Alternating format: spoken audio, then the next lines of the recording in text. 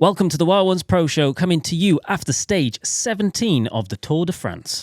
That's Jimmy, I'm producer Emily, and we're back with pro cycling journalist Katie. Hi again, Katie. Hello again. Thanks to Garmin and Van Rysel for supporting the show.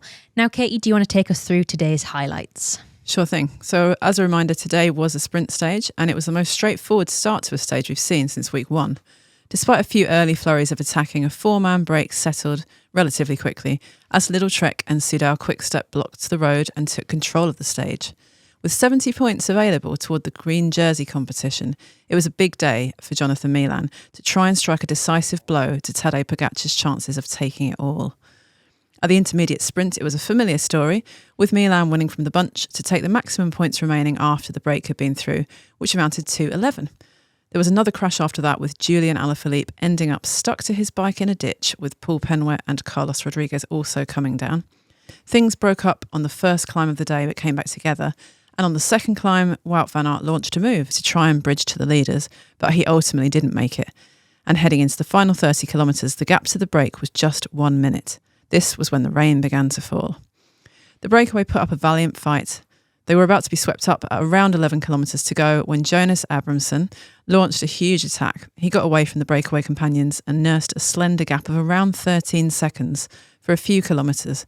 But the will of the sprinters' teams prevailed, and he was caught with 4.2 kilometres remaining. With all the GC riders safely through the 5 kilometre to go mark, it was game on. The roads were slick and the bunch were really stretched out around a series of roundabouts. But despite making it around all of those safely, there was still a big crash that shaped the race finale, preventing the likes of Tim Merlier and Biniam Girmay from sprinting. This led to a final sprint from a group of only around 7 riders, which made life easier for Jonathan Milan. He timed his effort to perfection, winning the stage ahead of Jordi Meus and Tobias Lund Andersen. It was job done for Milan, his second stage win of the Tour, tying the Sprint Royale battle with Tim Merlier 2-2. He also took 50 points to make it a haul of 61 points in total for the day. He will feel a lot more comfortable in his green jersey tonight. After being checked over by medics, Biniam Girmay later crossed the line holding up his right arm, so he didn't put any weight on it. That didn't look too good. And there were also several others brought down in the crash. We are awaiting news of any DNFs following that one. Yes, I have to say, unfortunately, Biniam Girmay coming over the line sort of reminded me of Roglic coming over the line last year, where we then found out his collarbone had been broken. Sort of, he was nursing it and coming over with a teammate. I really hope that's not the case. However, let's just go back and dissect that crash slightly. Jimmy, do you want to talk us through what happened? So the crash happened pretty much under the 1 kilometre to go mark. It's hard to even work out who the riders were, or some of the riders involved were, because it was, a grainy shot from a bazillion miles away. So we've tried to pick out at least the teams. So there was a picnic rider on the wheel of a picnic rider doing his job nice and clean. They were going forward as you would expect. Their lines were straight. And then a Cofidis rider closes in from the right side. A Groupama rider closes in from the left side. Very much like the crash that caused Philipsen to have to retire.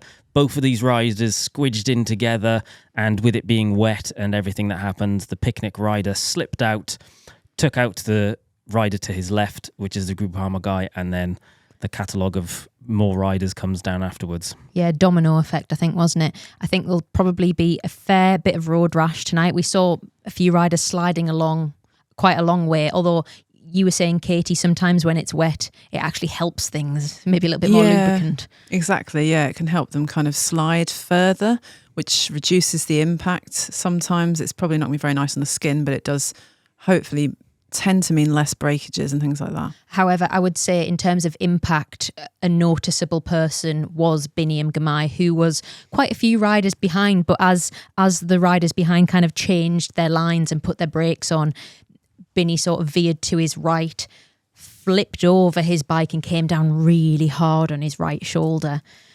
We haven't got an update. We have got Benny on the comms looking for an update, so we'll bring that to you when and if we have it. Yeah, it was kind of a shame, wasn't it? Because we'd love to have seen Binny, competing in this sprint. But I guess when things get wet, you start thinking, is it worth being in the mix? And he was probably doing his best to keep himself nice and safe. And then the Tudor rider in front of him sat up, essentially drifted to the right and as he was then trying to get out of the way of the Tudor rider, it looks like his front wheel slipped on the wet roads, as you would expect, and unfortunately he's come down as well. I have to say, it almost felt like we were waiting for a crash to happen today because it was so wet, and we have seen it a lot on these sprint stages, haven't we? You know, it's really tough because there's so few opportunities for the sprinters, and we've talked about this earlier in the show, and these teams, all the teams desperately want something out of the race, but teams who've come here with big sprint hopes and sprinters themselves want to sprint. Obviously, that's what they want to do. And there is necessarily a huge amount of speed and pressure and coming together and all that kind of stuff as you come into these finales. And when you've got even less opportunities, we heard the race director talking about not wanting to include too many sprint stages. We saw the complaints about the boring sprint stages at the weekend and all that.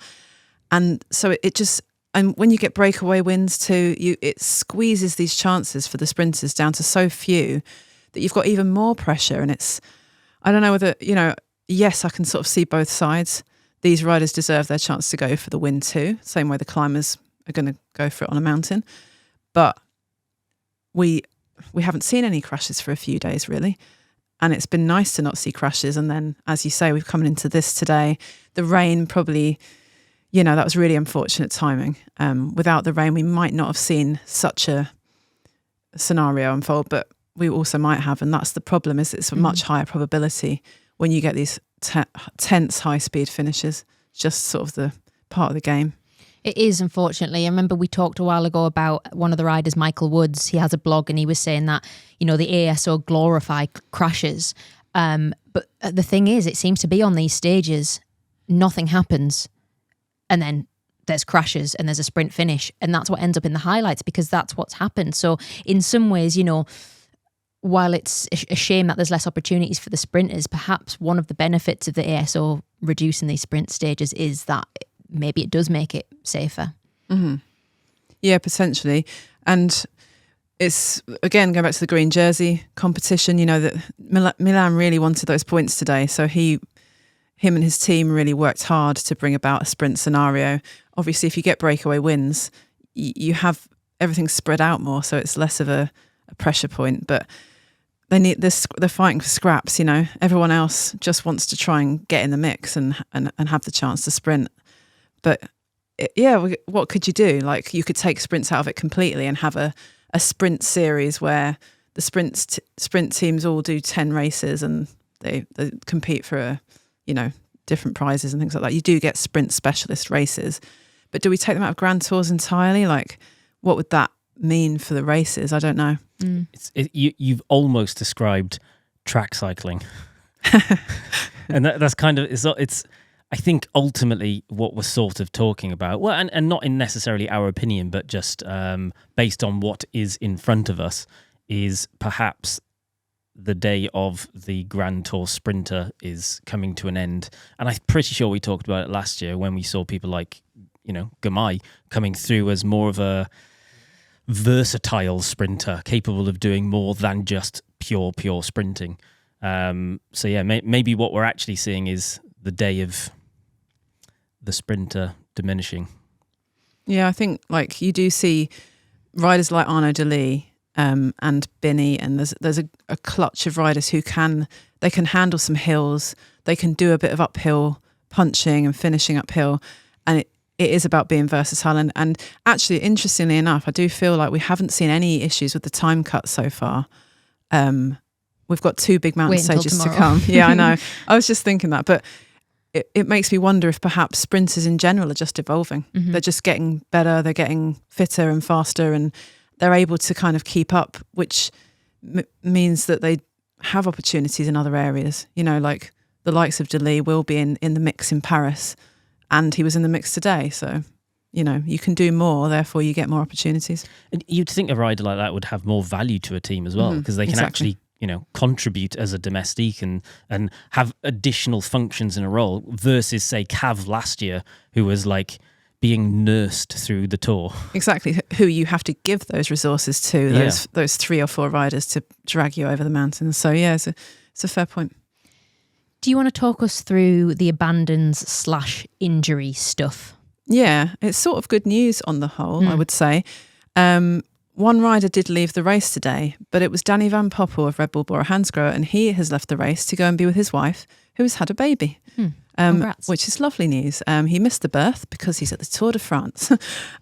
Maybe, I don't know the circumstances, maybe she was expecting a little bit later and it was a surprise, or I'm not going to speculate, but he's gone off to be with her. Fabulous news. Congratulations to the Van Poppels.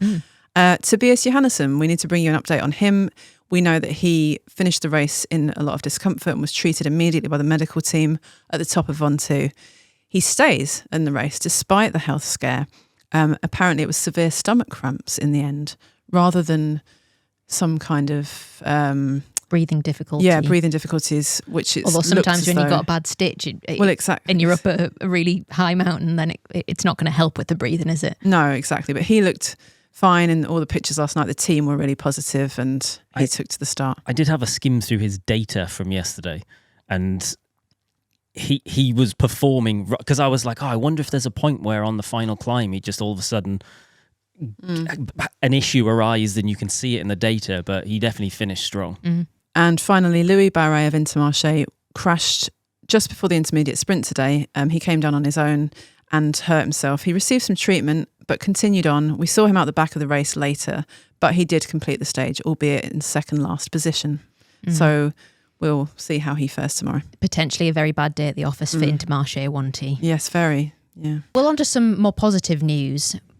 I've picked out my favourite moment of today's race, but it didn't actually happen in the race. It happened before the race, because Edward Tunes of Lidl-Trek has a small child, and that small child was aboard a balance bike this morning in the riders' paddock with his dad, and was also signing autographs for fans. Like, this kid must be, I don't know, 4 maybe at the very most, and fans were putting their notebooks over the barrier, and yeah, he must have seen his dad do it plenty of times, and he was just doing it. The kid had confidence. Yeah, he was doing it like he'd been doing it all his life. Just get that kid an agent.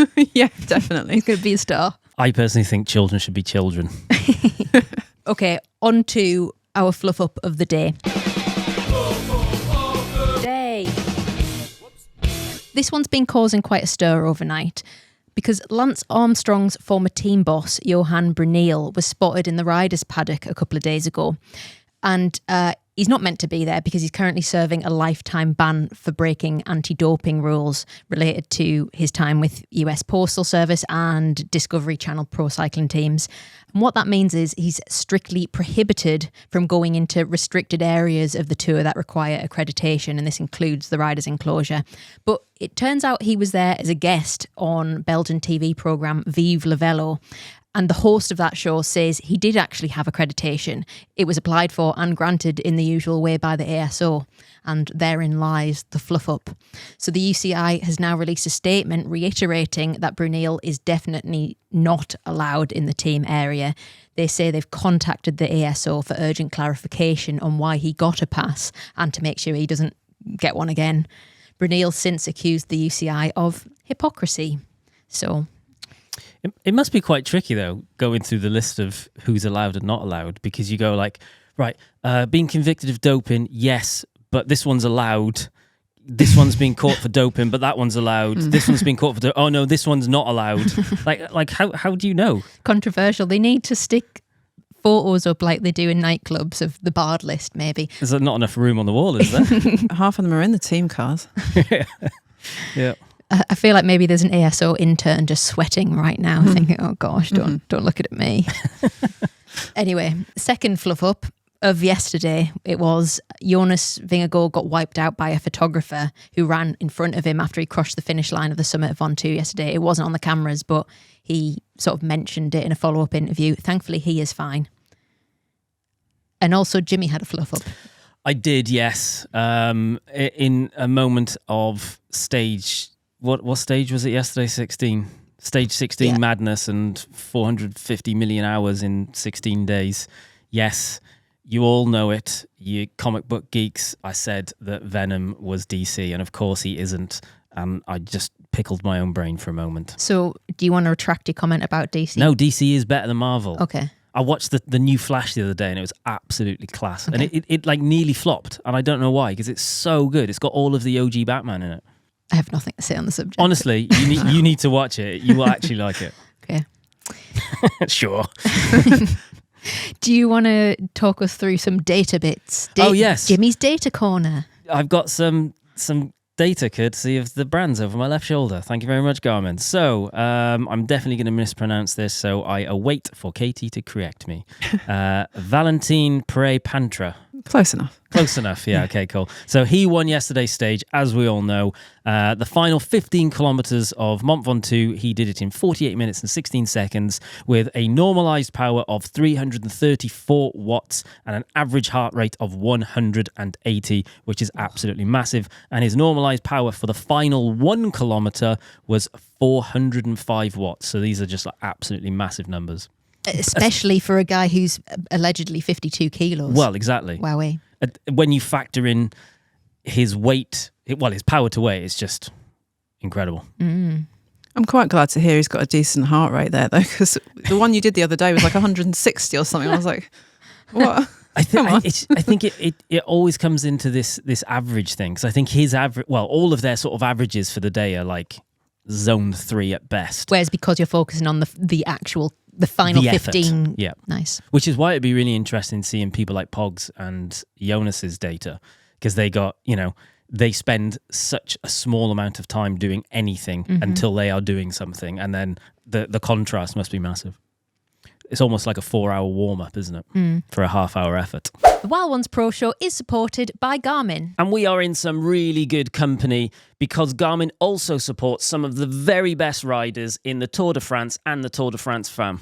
Yeah, they work with teams like Visma Bike, Soudal Quick Step, SD Works Pro Time, FDJ Suez, and many more. And because Garmin provides these teams with trainers, head units and wearables, they've got access to mountains of incredible data. And they're going to share some of that data with us throughout the coming stages. So we'll get a really interesting insight into the physical demands of the most prestigious bike races in the world. So please stay tuned for that. And once again, thanks to Garmin for supporting the show. How would you like to win a Van Rysel RCR-F 105 Di2 worth £5,000? I would love to. I've ridden that bike. It is proper good. Well, sorry, Jimmy, you can't. But one of our UK listeners will, thanks to our sponsor, Van Rysel. That's class. The RCR-F is literally a Tour de France race bike. Yeah, the official bikes of Decathlon, AG2R, Le Mondial. The 105 version has the same grade of carbon that the pros ride. So to enter the draw to win this bike, click the link in our description. You must be a UK resident, age 18 or over, and T's and C's apply.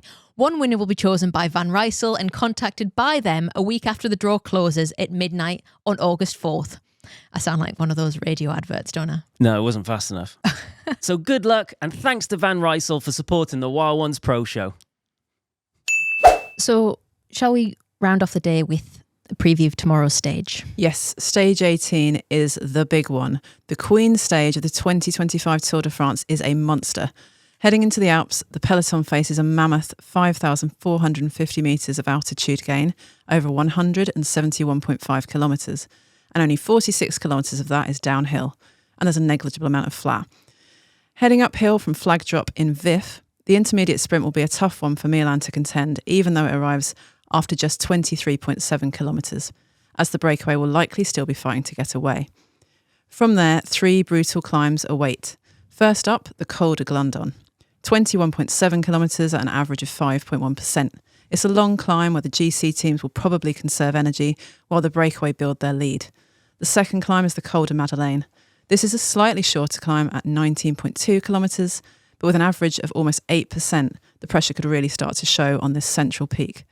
Finally, the big one, the Col de la Loze, which features double KOM points at the summit as the Souvenir Henri de Grange prize. For people who don't know, that's the highest point on the tour each year, or the toughest climb. It's a fearsome prospect at 26.4 kilometres long, and with an average gradient of 6.5%. We will see cracks appear on this climb, but for whom?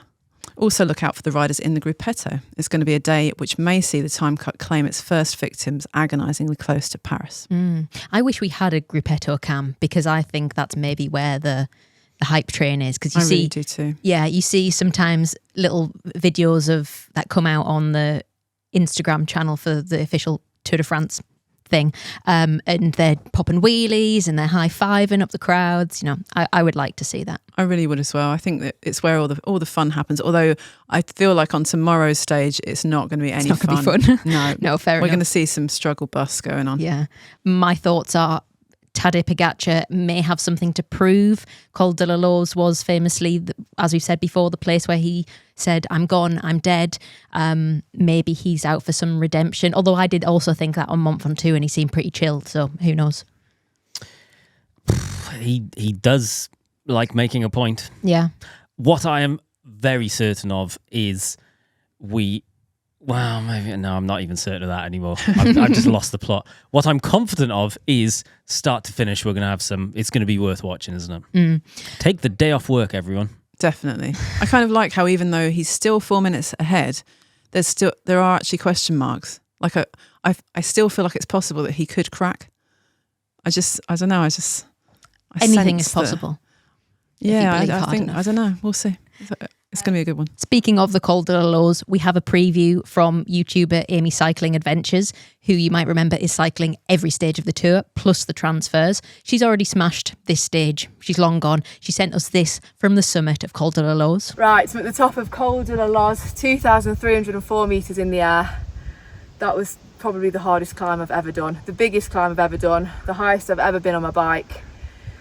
It's called the Queen Stage for a reason, because that is a hard climb to finish on. You've got 3 big mountains today, and yeah, one word to describe that: burner. It's actually really, really beautiful, and you think, oh, this is actually really great, not too bad. But the last 3k, the last k, I think it goes up to 16%, and at that point you're tired. Well, I am anyway. So yeah, it's just such a relief to be up here, and it's so beautiful.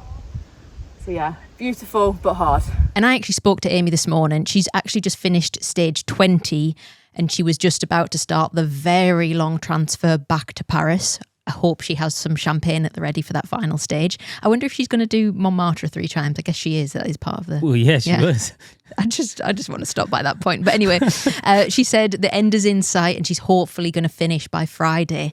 She has now raised over £47,500 for mental health charities Shout in the Mix, which is absolutely incredible. Well done, Amy. That's amazing. Very proud.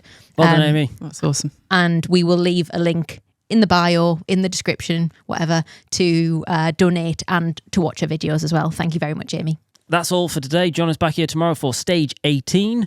And tatty ho, goodbye bye. See you. Bye.